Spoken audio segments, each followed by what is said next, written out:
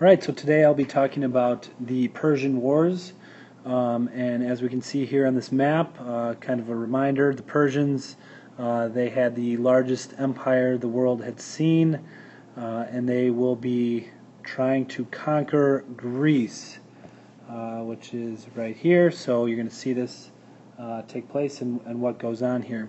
Now, one of the things before we begin, and I mentioned this a little bit in class, was the difference among the city-states in Greece. So, for example, the Spartans and Athenians, they have separate identities. They really don't like each other much.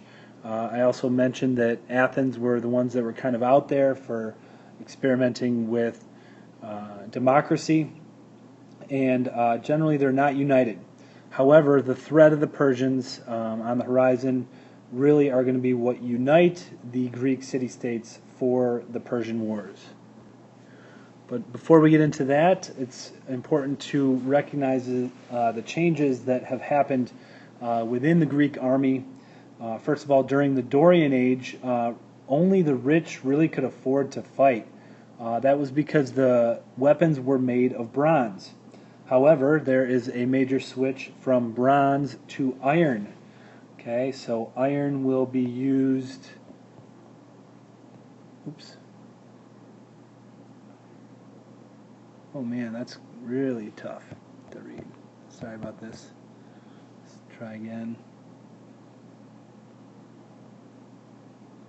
So iron will be used to fight. This is going to replace bronze, and it becomes it's going to become available to those that are not as wealthy. So it's cheaper, more can fight. Merchants are going to be able to fight, artisans, small landowners. Now, they're going to only fight when need be, when they need to. While as with what we mentioned with the Spartans, they are going to be training to fight. That is their job. So everybody else is going to be a little bit different. So the Spartans are going to be more equipped to fight. Now, one of the other things about the Greeks was that they created a new style of fighting.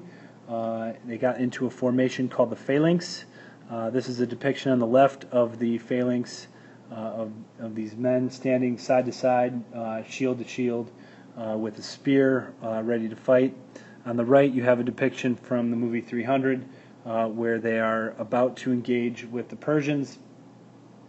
One thing about this too, you see this man here, he's playing some sort of an instrument. This would be someone that would be around these phalanxes to make sure that they are moving in the proper order, because this is kind of how they are going to call out commands to move as one unit. So it's certainly going to take some preparation to do that.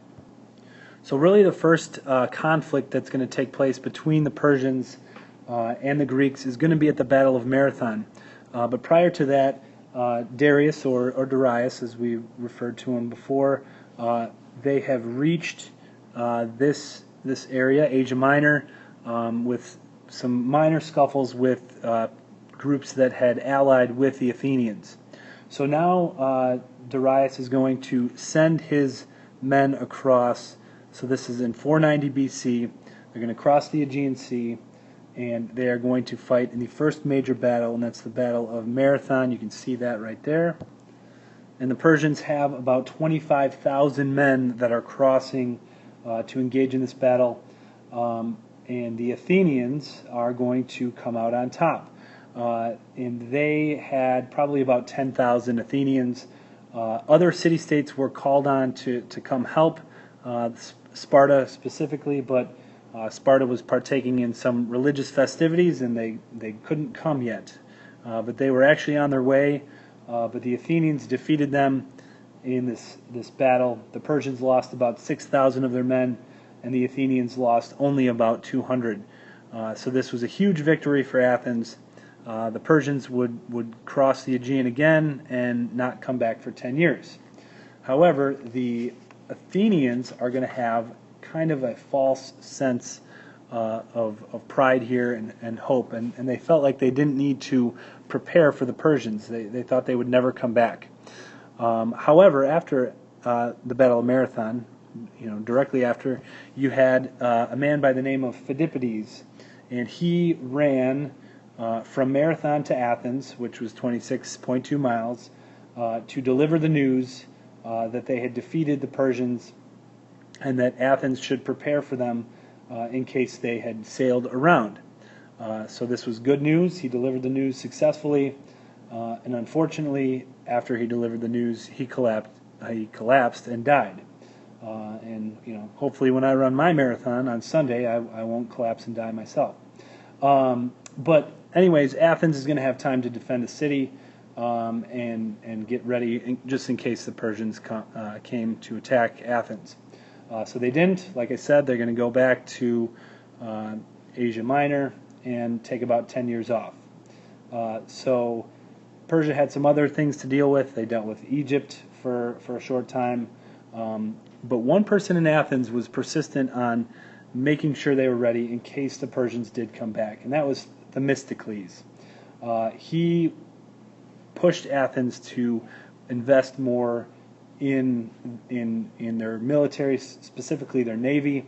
He wanted more ships to prepare and be ready for the Persians once they returned. So, of course, they are going to return 10 years later, and here we have their new leader. Darius had died, and Xerxes had taken over, and he was the son of Darius, and he promised to do what his father couldn't. He wanted to crush Athens and defeat them, and really, this is going to be his major challenge, but he's going to take a different route. As we go back to the map here, again, we see what Darius did coming this way. Now we have Xerxes, who is going to cross this way. He actually builds a bridge with boats to cross the Bosporus and get into Europe. And he's going to head up the coastline here like this, and all the meanwhile his ships will be following along the way.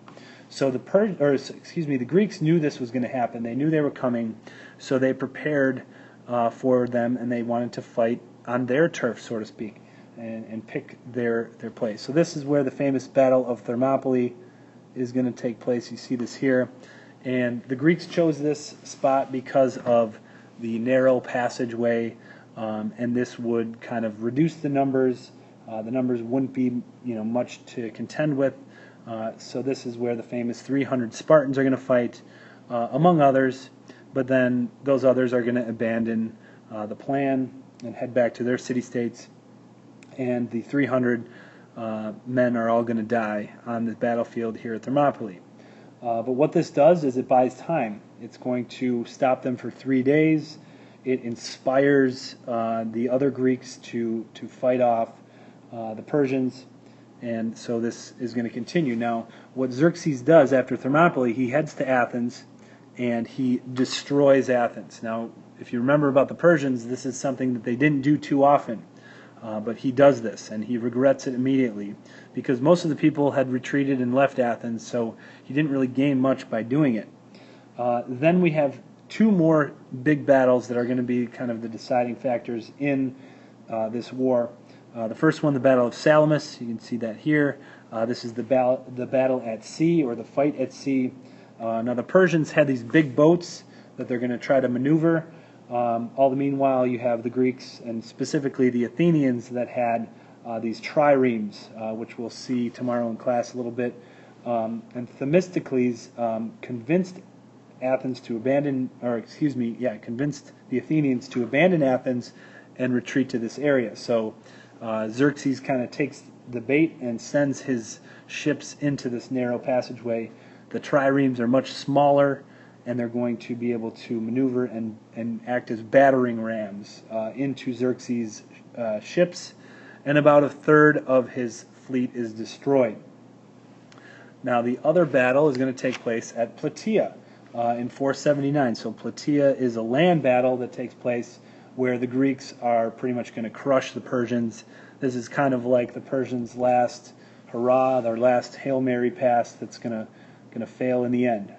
From this point on, Persians are always on the defensive, and one of the things that's going to kind of wrap up this war is the creation of the Delian League.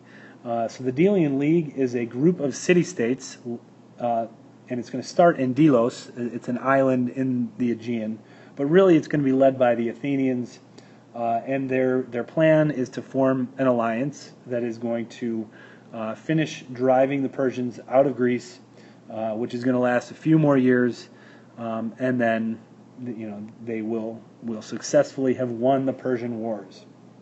Now, what this does is going to spring Athens into their golden age, and we'll get into that in the coming lesson next up. But overall, consequences of the Persian War, the big thing is that the Athenians and really the Greeks have a major sense of confidence and freedom. They don't have to worry about the Persians ever again. They know that if they come, they will be prepared. Athens is going to emerge as the leader of the Delian League in the 470s, and then with that, Athens will enter a golden age, a golden age in leadership and wealth and power over a lot of other city-states. So this is where we're at after the Persian Wars. So that's about it for today. Please refer to the website for some questions that you will need to answer in a Google form. So please do that at your convenience before class. Thank you.